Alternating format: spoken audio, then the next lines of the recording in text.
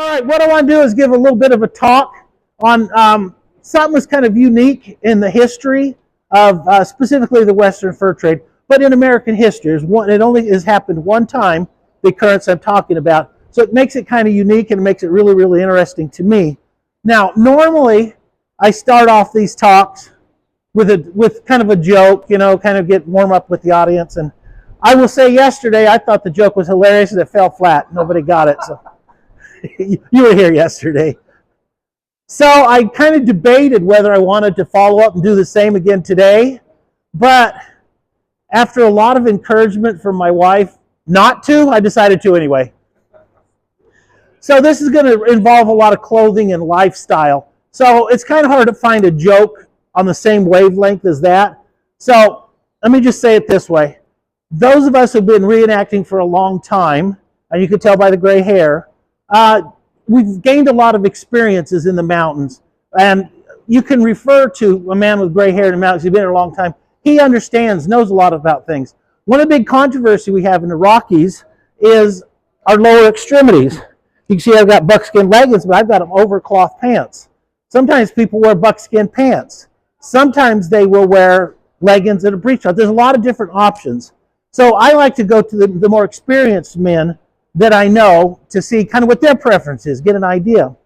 So there's a good friend of mine named Bighorn George, and so I go to him, I said, George, you've got gray hair, you've got gray whiskers just like me. I really value your opinion. Would you tell me what's your preference in the lower extremities? What do you prefer to wear, judging on his experience? And Bighorn George looks at me and says, depends. Depends. Okay. I should have listened to my wife. That was a terrible joke. Happy birthday, George. That was for you. I'm talking to the camera. It's his birthday today. So the title of this talk, you may have seen on the paper. Welcome, sir. Come on in, sit down if you like. I won't make you. The Scottish Aristocrat, the American Artist, and the Rendezvous of 1837, the way these came together. So, I wrote a little notes here to remind myself. So there was a chance meeting, and all these pieces came together and have left us a legacy to this day that we still refer to. Those of us who reenact the Western fur trade owe a debt of gratitude to this chance encounter. So, return with me to the year 1837. In New Orleans, Louisiana, there's a second-story art gallery. There's an artist, Mr. Miller, and I call him that. His name is Alfred Jacob Miller, if you're not really familiar with him, A.J. Miller. 1837, this country, Andrew Jackson started out the year as president. We had an economic crisis going on. There was a lot of employment, tough economic times. And I find it interesting, in 1837, the infamous mountain man, Jim Beckwourth, you might have heard of, he was actually in Florida fighting the Seminoles in the Second Seminole War. So all this is going on in 1837. So Mr. Miller's in his gallery, and tough economic times, he's making do. He even recorded that he traded a portrait to his landlord for 1 month's rent. So he's not doing great, but he's getting by. So he's in his studio working, and the door opens. They probably have a little bell on the door, if you can imagine that. Ding, ding, ding, ding, ding. He describes in his journal he wrote later, he said, a fine-dressed man came in. He said, I took him for a Kentuckian because he had as jewelry a Bowie knife on his belt.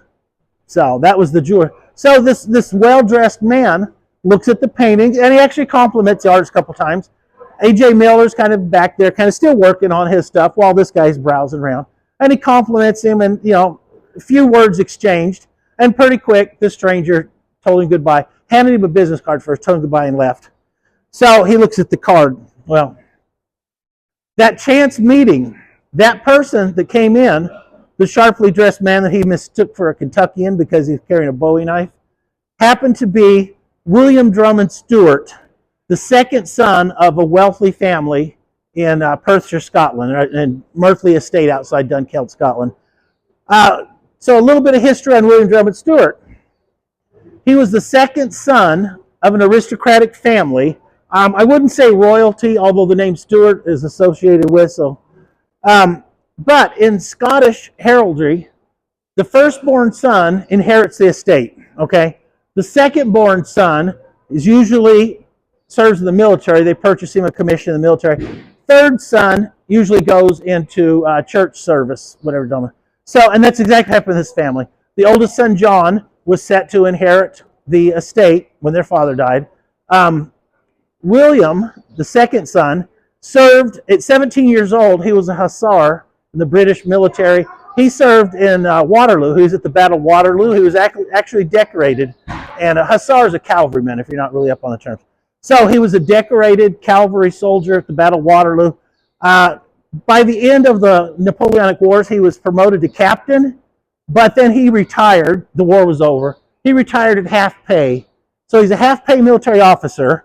He doesn't get the big money of the estate, his brother does. So his brother gives him an allowance kind of to get him out of the hair. So he's got a little bit of an allowance that his brother pays reluctantly and infrequently, and he's got his half pay military. He traveled around. He went to Russia, he went to Albania, several different countries, hunting, and just an adventureman, you know. Well, he went to the United States. 1833, he decided he could go to the Rocky Mountains, live with the mountain men really cheaply, because he's not getting much money. His brother's not really sending him his allowance like he should get. So he actually paid $500 to accompany the Rendezvous fur trade caravan to the mountains. So he came as a total greenhorn, but he had that military bearing, and pretty quick the men he was with kind of recognized that in him. By the second year he was out there, he was in second command of some of the trapping brigades because he had proven himself. You know, an ex-soldier, had that military bearing, he's very stern, kind of a really interesting guy. So that's who went in this painter's shop, an A.J. Miller's shop. So Stuart, with this background, it's 1837, news has come over from Scotland that his brother, his elder brother, is really sick and they don't think he's going to make it. So it looks like William, the second son, is going to inherit the whole estate. Okay. So he decided, 1837, probably going to be his last trip to the Rocky Mountains, and he wanted a way to document his exploits. He loved the life out there. Like I say, he went out in 33, in 37, he was back in New Orleans, planning the next trip out. So, William Drummond Stewart offers the artist, A.J. Miller, a commission. He said, if you'll go to the Rocky Mountains with me and document all these, going on, the people, the scenes, the everything going on. So I'll have a memento. Of course, this is pre-photography. So in order to document this lifestyle he's enjoyed so much in the Rocky Mountains, he hires this artist. From Miller's perspective, I imagine it was good money. We don't really know. It was enough to make him leave his business for several months and travel out west. And maybe the sense of adventure might have played into it a little bit too. So they plan a deal. About May, usually late April, early May, as soon as the rain stops and there's enough green grass to get the animals to the Rockies, they leave. And Miller isn't an outdoorsman, and he thought he was going along basically just to paint, which he was. But Stewart, again, this military air about him, wouldn't allow Miller to be excused from standing guard duty and doing all this stuff. He still had to earn his keep. So in addition to painting, he had all these other responsibilities to take care of. And in Miller's diary, he didn't really care for the fact that when the other men were resting in the evenings or whatever, that's the only time he had to paint. So he goes out there. It takes a couple months. It takes 6-8 weeks to get there.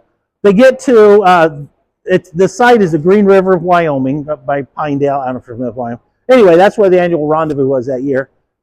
Miller spends 3 or 4 weeks at the actual rendezvous. And what he did is, on the scene, he did sketches, quick sketches. He did over 200 of these sketches. And most of them still exist. They're online. Then, when they left and went back to New Orleans, he in his studio was able to take these sketches that he did on scene and do water, and he did oil colors too. So he produced the more permanent paintings from the sketches. Nowadays, a lot of us kind of prefer the sketches because they were done on site. I mean, you're talking almost photographic quality of the actual men that you've heard of, Bridger, Meek, Walker, their horses, their gear. We'll get into all that. So This is very unique. This is the only visual documentation of a Rocky Mountain rendezvous, of the mountain man's lifestyle at its heyday. No other artist went out there. This is the only visual documentation we have. So it's kind of invaluable for us, the cut of moccasins, the color shirts, I'll get into that kind of stuff. Things that we can use, the information we can use nowadays. So let me look at my notes to see how far off I went. The Merthley estate that William Drum Stewart's from, have you ever heard Shakespeare, the Burnham Woods, or in Scotland they say Burnham, the Burnham Woods, all that is enclosed in this estate. I mean, it's very interesting, the area, the history that William Drum Stewart came from. So, you have to excuse me here, I'm trying to hold on to this so the wind doesn't blow it all the way.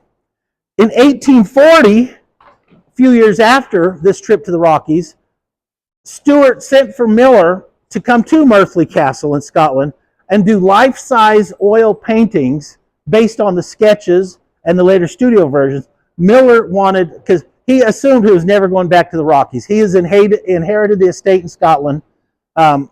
He figures he did make one more trip in '43, kind of a nostalgia party trip. It wasn't anything big like the original rendezvous were. So he brought Miller over to do life-size oil paintings, and that just blows my mind. You know, giant panels with life-size figures of all these men we've heard of. You know, Jim Bridger, Joe Meek, whoever. Really interesting. Miller stayed over there for a couple of years doing these. He went to London. He traveled around a little bit, and finally came back to the United States. He spent the rest of his life selling commissions of these drawings, later paintings that he did. He earned his living the rest of his life copying these. Now, he did them as commissions. The guy would come and say, hey, I want a view of the Rockies. Because this was all new and exciting to the population of the United States. And they would say, can you put this horse and this buffalo and this Indian and that? So he kind of mixed and matched scenes. But again, the customer's always right. In fact, Stewart, who paid Miller to go to the mountains, if you look in a lot of the paintings, Stewart is the only one who's usually wearing a white jacket, very clean, a big black hat, a big white horse. Again, he paid for the paintings, so he gets to be the hero in all the scenes. Does that make it less authentic? No, it doesn't. It just shows that he's the prominent figure because he's paying for it. This artist has to make a living. So Miller did spend the rest of his life. He did portraits. He did a lot of things. He was classically trained in Europe. He studied in France and Italy and places like that. So he was a very good artist, and he made his living doing that. But after his trip to the Rockies, a lot of his artwork was focused on recreating these scenes for people who'd never been there. Okay. So I wanted to show you these paintings, and I have some little easels. I was going to stand them up here, and the wind isn't going to let me do that. So the next best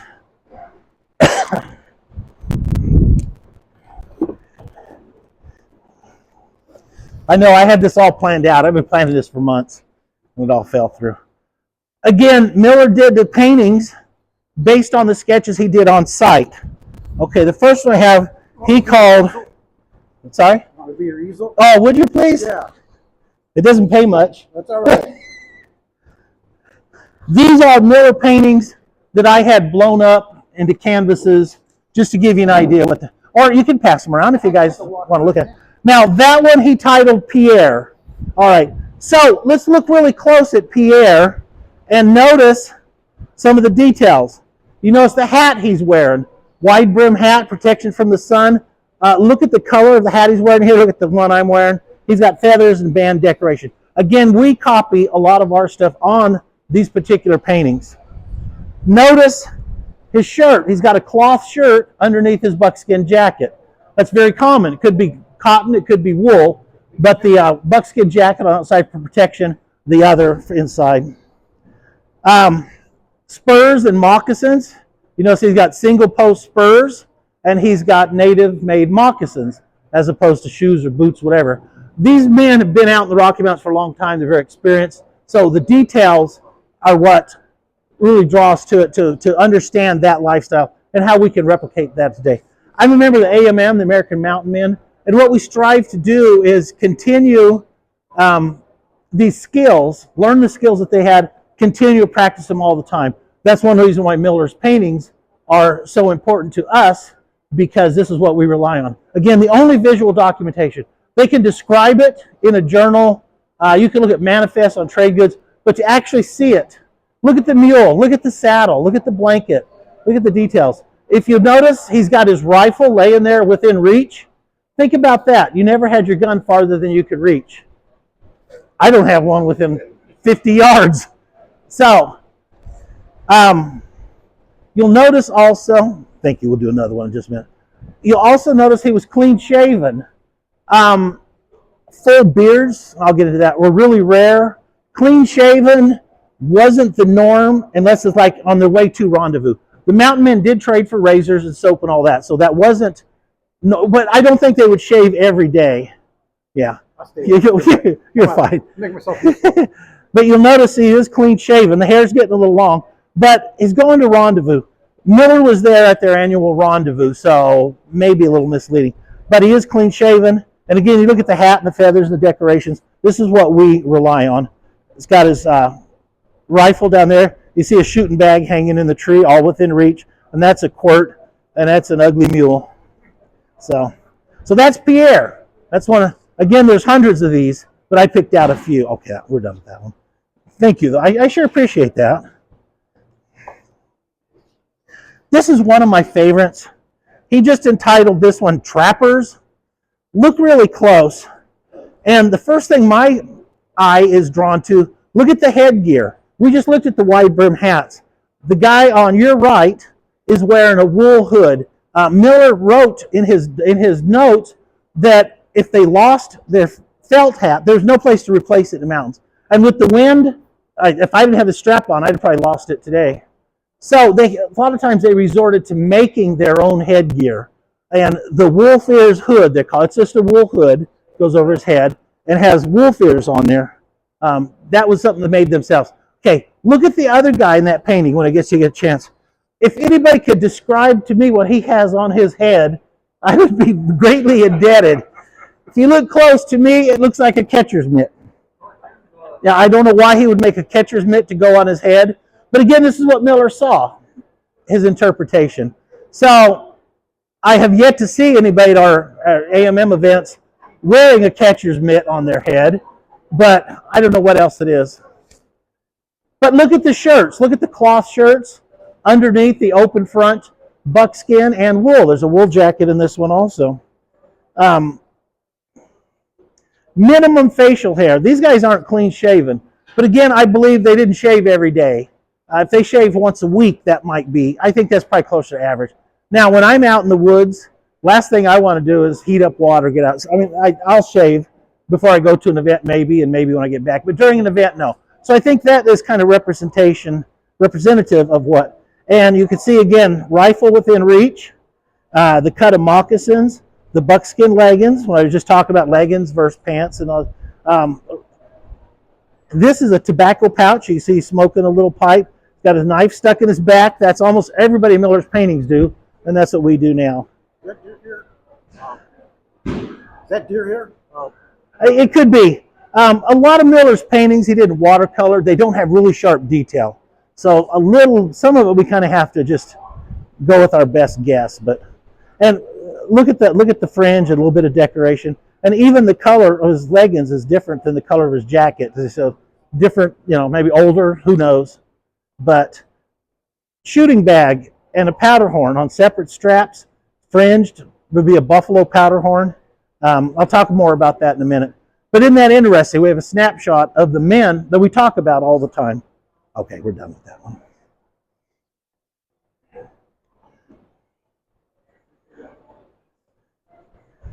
Now, I printed off this one because this is another one of my favorites. And remember I talked about Miller trained in Europe?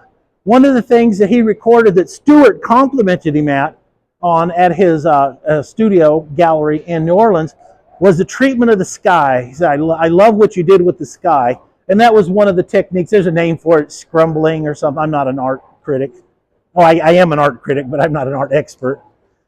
This one is recorded. He called it Breakfast at Sunrise on the Laramie River. So, but besides, look how many figures. Look how interesting it is. They're all sitting on the ground. They're around a central, he says, a piece of oilcloth, a piece of waterproof cloth. Look how simple the cook gear, and we'll get into some of that later. Looks like he's pouring a coffee pot. They've got tin cups, pots, probably a tin pan. Again, the knife in the back. The rifles are laying behind them, so they're not too close to the fire, and the powder horns, so you don't want that next to the fire. The detail in this one, the headgear. There's the wide brim hats we talked about. There's the wolf ears hood we talked about. This guy's got a bandana. And again, Stuart is usually the cleanest one in the black hat, so he sticks out. Again, he paid for it all, so you can take it. So you have so many men in there, and basically what it shows is that although they are dressed very similarly, they are not identical.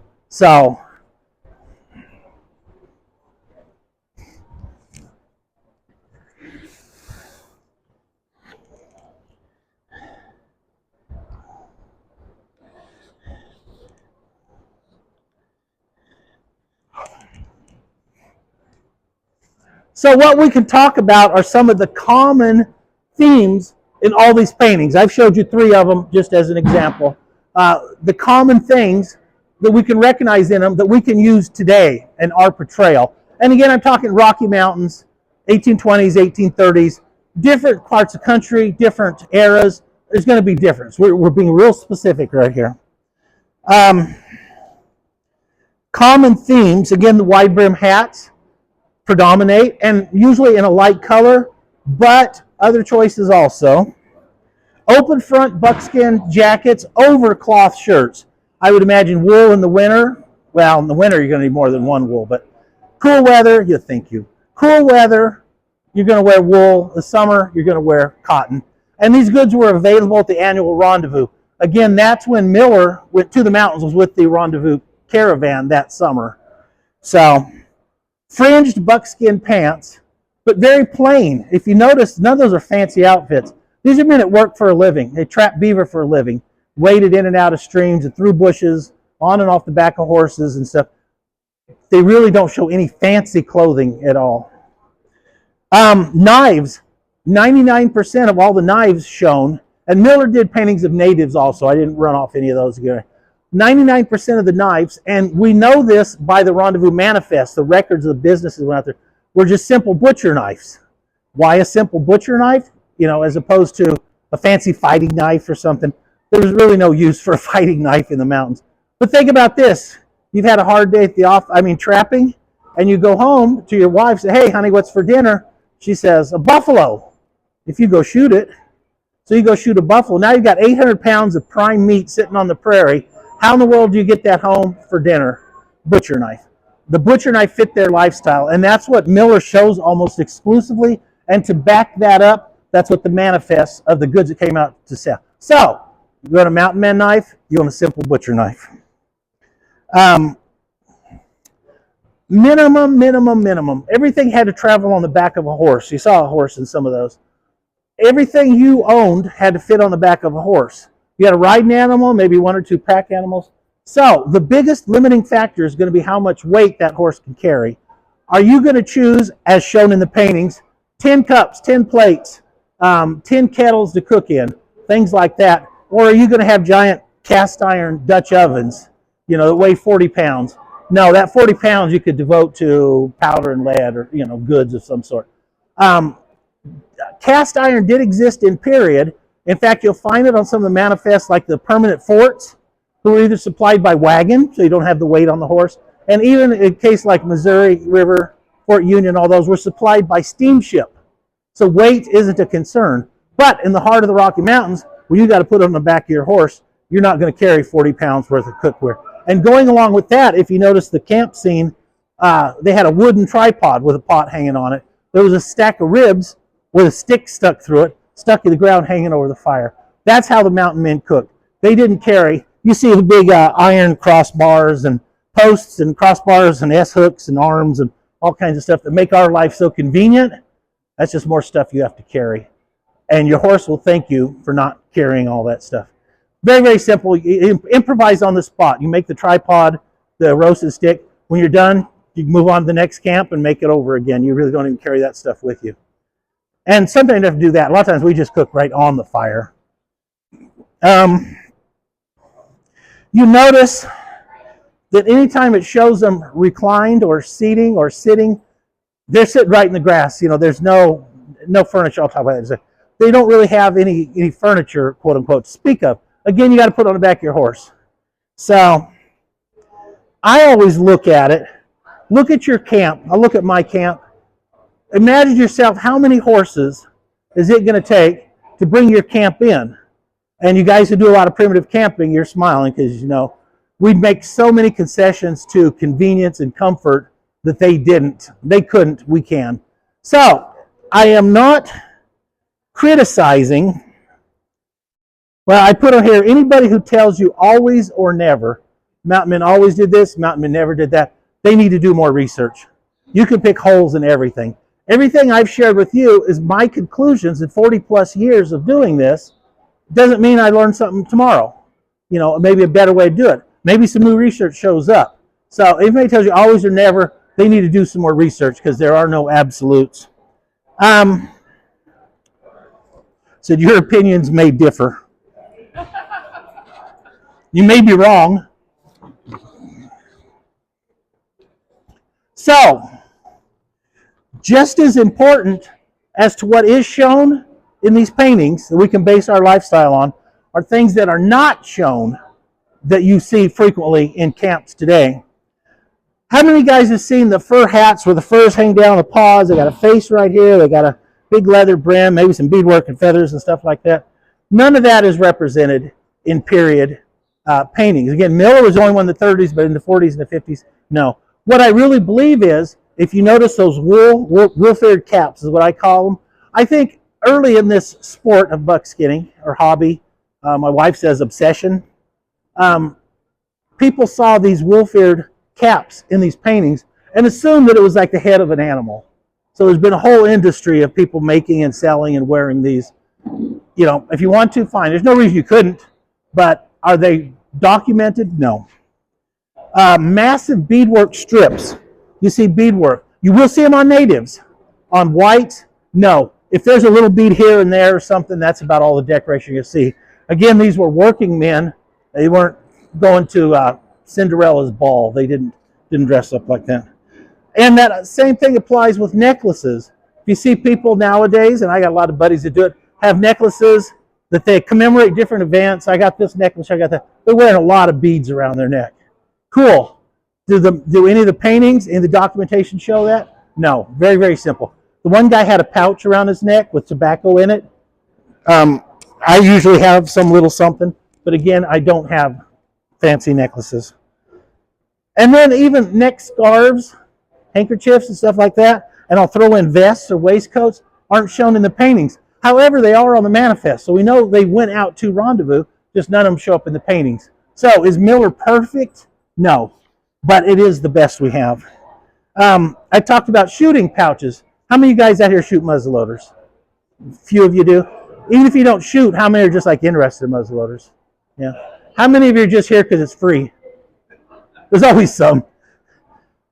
The pouches that Miller shows are very plain. A lot of times they have fringe, but no decoration to speak of. Same with the horns. They usually have big buffalo horns because they had a lot of big buffaloes. You're not going to see fancy shooting bags with a lot of decorations on them. You're not going to see, and this is interesting because I would, at that point, at 37, I would say 75% or more of the firearms are flintlocks. In none of the paintings, him and in the 40s, 50s, later artists, did they show priming horns. How many of us shoot flintlocks and have always told you have to have a priming horn? So Miller doesn't show any of those. So I did a little bit of research. If you look at the manifests of the goods that went out there, they only shipped out one grade of powder. It's not like you had 2F for your main charge, 4F to prime. No. So what I did, I've gone to a single horn of 3F, and I load, and then when I'm done, I dump some in the pan. That's how they did it, folks. There's not a lot of stuff hanging on the outside. Look at short starters or medallions from some rendezvous you went to 20 years ago, or all these different things hanging all over you. Think about walking through the thick brushes and things like that with all this stuff hanging off of you. It's not practical. And then I'm going to show also tables and chairs, large wooden chests. Again, it has to go on the back of a horse. So you've got a rocking chair in camp, or the worst example, I won't mention any names, I saw a couple had plywood rocking chairs that you could take apart, pull the sides, they had slots in them, so you could fold them flat to carry them. So they had plywood rocking chairs that would fold flat. Is that comfortable? Man, I imagine that's great. Is that what the mountain men carried? No. Any kind of tables, chairs, even wooden chests. How many of us have wooden chests in our camp? I was raised that way. Cast iron cookware, we talked about, iron grates. Saddlebags and even panniers on the horses aren't shown in Miller's paintings. They did travel exclusively, almost exclusively, on horseback. A few years they brought wagons out, but they can't go very many places. They almost show mantied loads. I don't know if there's any horse people here. A mantied load, as you put a piece of canvas down, you put your gear in it, you fold it up and rope it off. So you got a bundle about this big, and you put one on each side of the horse, and then you can put a top load also. That's shown exclusively in Miller paintings. So I'll be honest with you, my camp, everything in my camp is designed to fit on the back of a horse. I limit myself to the same limitations they had. Again, enough. And I packed my stuff in on horseback before. Do I own any horses? No. My buddies have horses. But my camp will fit on the back of a horse or two. So think of it as a way to limit yourself, but maybe bring it down to authentic levels. It's a challenge. Wall tents. You can find no documentation for wall tents. The only tents they had were wedge tents, primarily, and I would say 1 in 10 may have had a wedge tent. 9 out of 10, they improvised shelters. These panniers that I'm talking about, the manted loads, remember I say rolled up piece of canvas?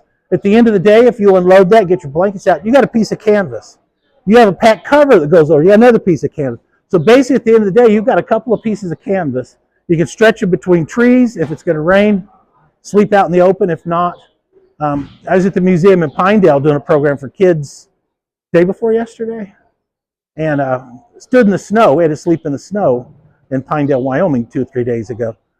But you learn to survive in that kind of stuff without tents. You improvise your own shelters. You don't carry poles with you on a horse, obviously. You cut poles or tie off to a tree or whatever. So it's relearning your camping under an authentic, documentable microscope.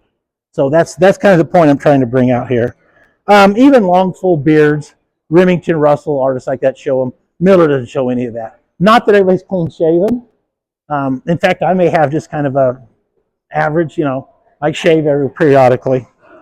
So that gives you an idea of what they didn't have.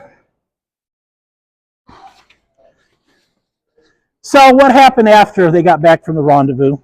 Again, Miller went to Scotland, painted the paintings. He lived out the rest of his life, making a living as an artist, but he had this opportunity to go out west that nobody else did. William Drummond Stewart himself, after his brother passed away, he made one last trip over here, other than he didn't. When he inherited the castle, it was deep in debt. He had to sell off some of the property to get it back in the clear. He lived the rest of his life as the laird, the baron of the Merthley estate in Scotland. Thank you. When he passed, he didn't have an heir. William Drummond Stewart didn't. He did have a son. In fact, his son won the Victoria Cross in the Crimean War in the 1850s, and the local villagers on the estate went together and had commissioned this beautiful basket-hilt sword that I was able to take a look at. But no pictures. You're not allowed to take pictures. So his son, who would have inherited this massive estate and castle and all that, died in a freak sword swallowing accident while partying at a bar in London. So when you're in London, England, don't practice sword swallowing. So he died. There was no heir. William Drummond Stewart actually kind of adopted an American guy, an American kid. We just have a few on this. And Frank, and to this day, you go to Dunkeld, Scotland, where the Merthley estate is. Everybody remembers Frank the Yank. Okay, Frank, when William Drummond Stewart passed away, Frank couldn't inherit the traditional castle and property because they were a blood relative. But a local judge decided he had the right to everything inside the castle. So Frank the Yank stripped the castle and sold everything, including these life-size oil paintings, that Miller did. None of those exist to this day. I'm hoping one of these days you're going to find one rolled up somewhere, but these life-size oils are gone. It's even said Frank the Yank, when he moved back to Texas, they called it a blood diamond. I don't know what a blood diamond is, but it belonged to Mary, Queen of Scots. It was a ring, and he pawned it at a pawn shop in Texas for like $10. You know, somewhere in Texas, it's some old lady's jewelry box probably. There's a Mary, Queen of Scots diamond. It's probably worth millions now. So anyway, Frank the Yank took everything. The impact on today's mountain man reenactors. There's so many misconceptions about how they look. I blame Hollywood. So if you wonder what they really look like, and I had some books, but again, the wind isn't cooperating. There's a couple I can recommend if you have an interest in Miller. The first one I would suggest is called Sentimental Journey by Lisa Strong. And I did work with Lisa on a project about Miller paintings. I can recommend. Her book is the best to start with. If you buy that book, and you can find it used on Amazon for usually under $10. And if that interests you, there are other volumes also. Hers is the best introduction to Miller and Stewart I can recommend.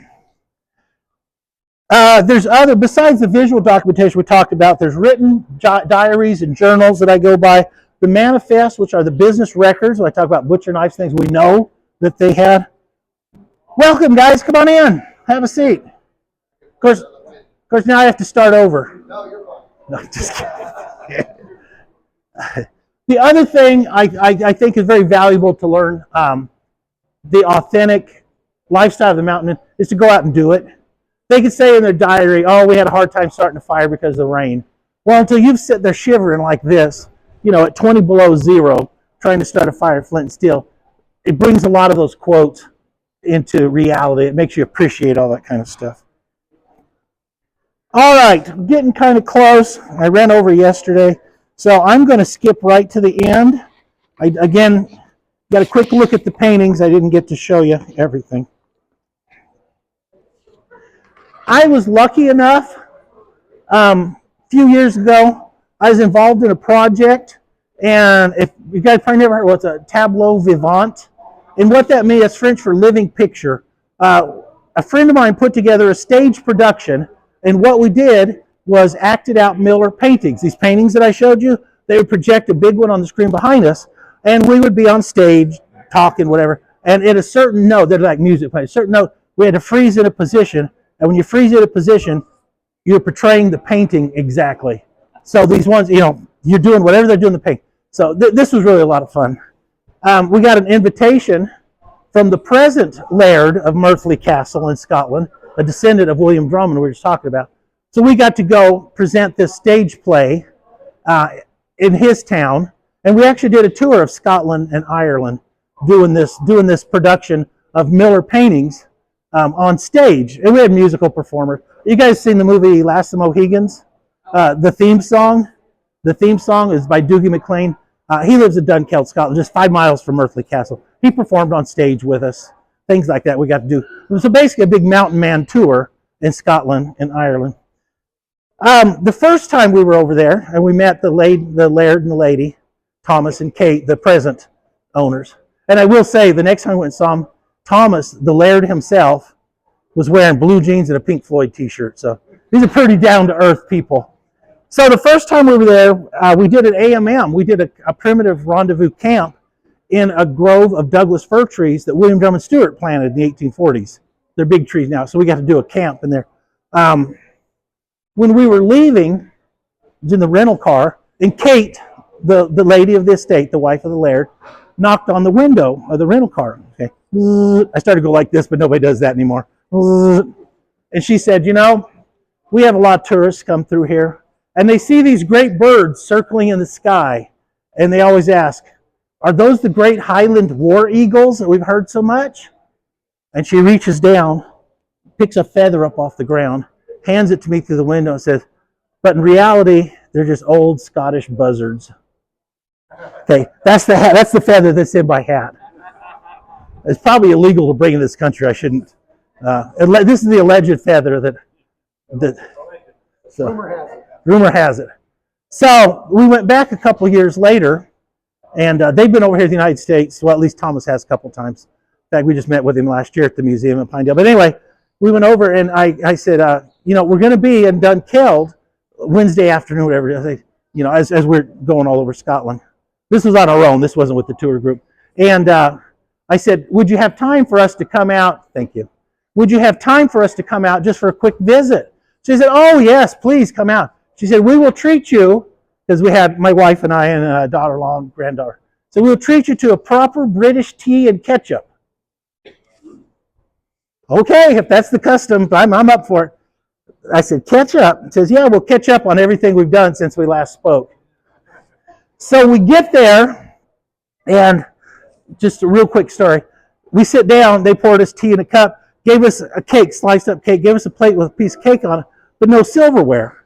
So we're sitting on the couch in a 500-year-old castle with cake on a plate, no silverware. We're looking at each other. We don't know what to do. So pretty quick, Kate, the lady, she sits down on the couch next to us, grabs it, and starts eating it. So I get it. We're eating with fingers. Here we are with, I don't want to say royalty, but so as we are eating, she says, oh, you must see the gallery. And I'm in a 500-year-old castle in Scotland. Of course I'm going to go see the gallery. Thank you. Of course I'm going to go see the gallery. Well, unbeknownst to us, when we were there a couple years prior, and we had that open day, we had the camp that I talked about, the public was there taking a lot of pictures. One of the guys taking pictures happened to be an artist in Blair Gallery, the next town over. And he did some paintings based on some of the pictures that he took while we were there on our open day. So here it is a couple years after, and I don't know if you recognize this guy or not. This painting is hanging in the gallery in Murphley Castle in Scotland of me. And this is the same castle where Miller's paintings hung in the 1840s and 50s till Stuart died. The same gallery where he did his painting at the castle, the little house in the garden he lived in. So much of this Miller history is right there in that castle. And to this day, and I just asked him last time I talked to Thomas, it's still hanging there. So with all these hundreds of year old masterpieces in this gallery in Murphley Castle outside Dunkeld, Scotland, there's some poor old American fool is hanging in there with all them. So that's my claim to fame. I hope they wrote a name on there somewhere. It's 100 years from now. Nobody's going to have a clue. All right, that's really all I have for you. If you guys have any questions or want to look at these paintings closer, as long as we have a few more minutes, you're always welcome. Any questions? What is the name of the castle again? It's Murphley, just like it sounds. Murphley Castle. It's the Murphley Estate. It's on the Tay River outside of Dunkeld, Scotland. So, and they rent out now. They have weddings and things there because they have really beautiful gardens. So, as one of the ways they make money nowadays, it's got, I think it's 100,000 acres of Perthshire Highlands. They mainly make their money. They have a big sawmill and things because they got, let's say, 100,000 acres of forest. So, beautiful place. I recommend it. Tell them I sent you. Hopefully we'll go back over again next summer. I really enjoy visiting with them. So, all right, thank you guys. I appreciate it. Thanks for coming.